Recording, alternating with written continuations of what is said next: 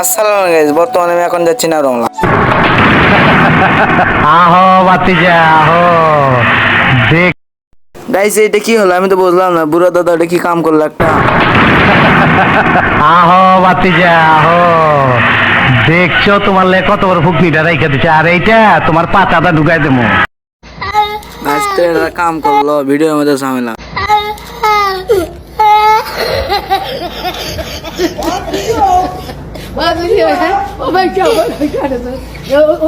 Guys এটাই সেই পুতুল পাগলা।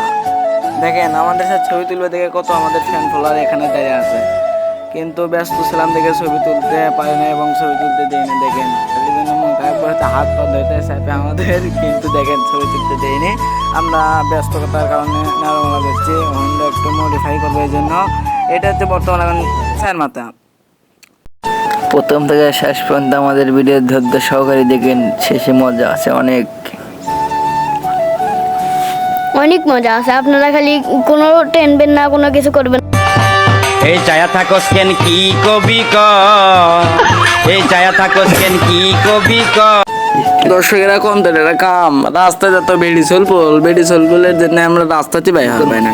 আমরা বগুড়া সোলপোল রাস্তা পথে ঘুরবো, কিন্তু জুনিয়র বেড়ি সোলপোল দেখে রাস্তাতে পাই হয় না। দেখেন কত বেড়ি সোলপোল, এত বেড়ি সোলপোল, সব টিকটকার। এটাও টিকটকার। আমাদের দেখা দেখি হচ্ছে ভাইয়া, আমাদের একটা সিদরের ছবি তুলতে পারি আমি। তুই কইলেই তো আমি কমোহ, এই চায়া থাকস কেন কি কবি ক, এই চায়া থাকস কেন কি কবি ক।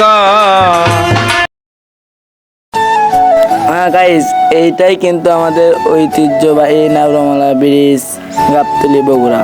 সবাই আমাদের জন্য দোয়া করবেন, সুস্থ থাকবেন। আসসালামু আলাইকুম ওয়া রাহমাতুল্লাহি ওয়া বারাকাতুহু।